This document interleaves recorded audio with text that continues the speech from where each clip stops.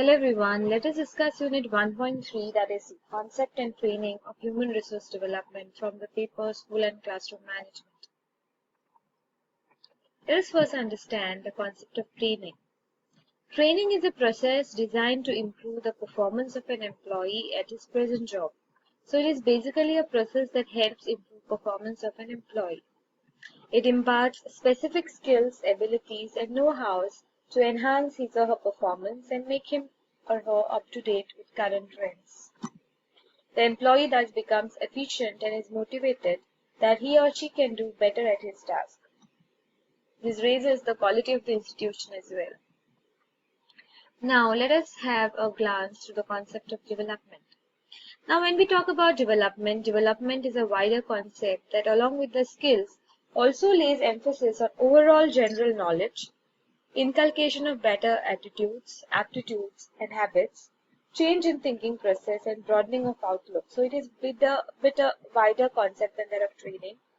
It helps employees throughout their life in future positions to be switch the job or are promoted to some other level in their profession. This will help them.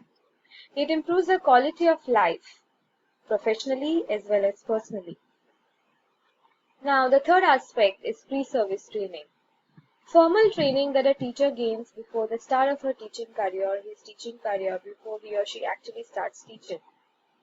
Now, there are various institutions where this pre-service training can be acquired. Schools for pre-primary teachers like kindergarten, Montessori, nursery. This is a one-year course for matriculates. For institutions for primary teachers, some train for the basic school and some for traditional schools. Duration may be 1 to 2 years with matriculation as minimum qualification, that is at the primary level. Institution for secondary school teachers, it's a 2-year course for graduates. Postgraduates are preferred. And Department of Education with arts and science colleges, but their working is often satisfactory as it is overshadowed by the main college. So these are various institutions which offer pre-service training. Now again there is something called a comprehensive college which impart training to all the categories like that of pre-primary, primary, secondary. And the Kothari Commission prefers such institutions to break the isolation of teacher education institutes from one another as they get an opportunity to grow together as a whole.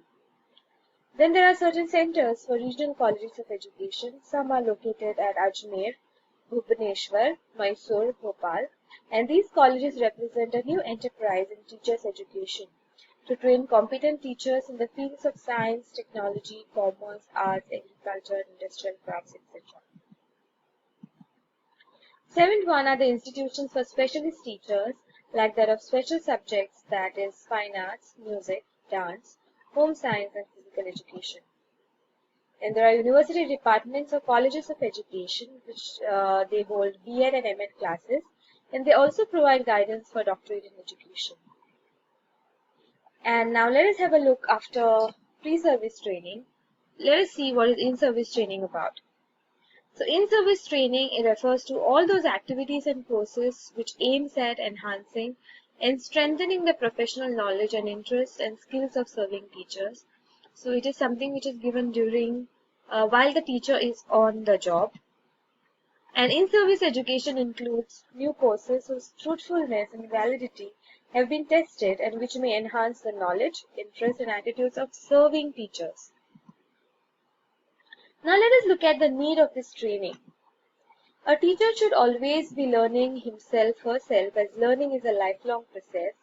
Updating skills, variety of teachers have done different pre-service courses which work together in skills, so level of proficiency will differ.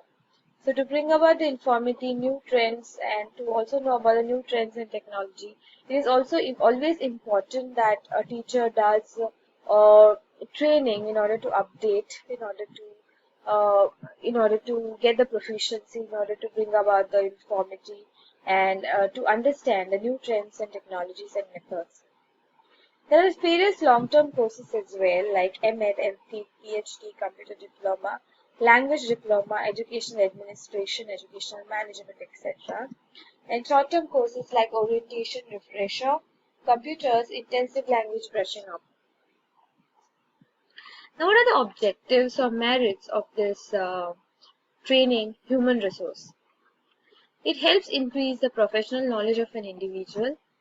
It increases professional skills. It helps develop right attitude towards the profession. It develops interest towards the teaching profession. It familiarizes with code of conduct and ethics of education, which many teachers aren't aware of. It updates their skills in new technologies, as the technology is something which is updating every other day. And to update professional skills such as administrative skills, leadership skills, management skills, organization skills, which are also of utmost importance. And activities such as attending seminars, workshops, symposiums, and the way of conducting it is also learned. It also provides incentives to teachers to function more efficiently. It helps the teachers know their problems and solve them by pulling resources and wisdom from the people that they meet. It helps the teacher to employ more effective methods of teaching as they come across different methods and different approaches that a teacher can undertake as they interact with people around. It also helps the teachers to get acquainted with modern techniques of teaching and education. It helps the teachers to broaden their mental outlook. It also upgrades teachers' knowledge and understanding of the concept, as they can get an opportunity to look at some other perspective towards looking at a given concept. It increases professional efficiency of teachers. It also eliminates deficiencies in teacher preparation, and the teacher can understand where exactly he or she is lacking. It assists those who are in a new school and those who are undertaking a new level of field of work. It promotes continuous improvement of teachers and training. They can learn to manage and control better. It provides a platform for all to get together and share experiences and ideas, because when the teachers meet for seminars, workshops, conferences, they are in a better position and in a better environment to share about their experiences and learn from each other. Now, what are the benefits, or what is the role of training and development in the school? First thing is enhances teaching skills and makes teachers aware about the new trends, techniques, methodologies, and modules of teaching. It brushes up on old skills which may not be very frequently used. It leads to improvement of instruction. It develops better decision-making and problem-solving skills. Interpersonal relationship between management and staff improves and foster feelings of openness, genuineness, and harmony, which are important in order for a school to run very efficiently. It motivates the personnel to excel at their job. Profitability and quality standard of the institution and its task force is raised. Better organization and guidelines can be worked upon, and setting up higher objectives is also possible.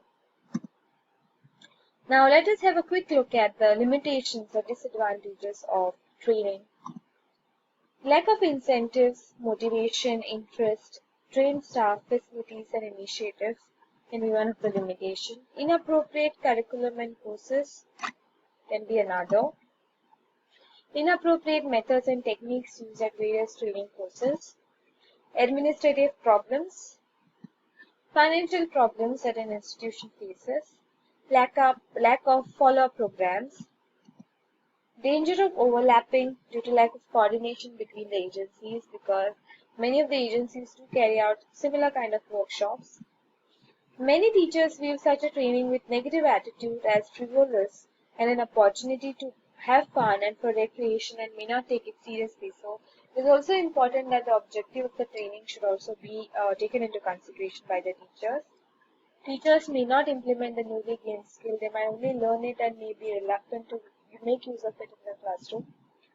Some in-service courses are of short duration and may not impart all necessary skills which are required for improvement in a subject area because of the time constraints.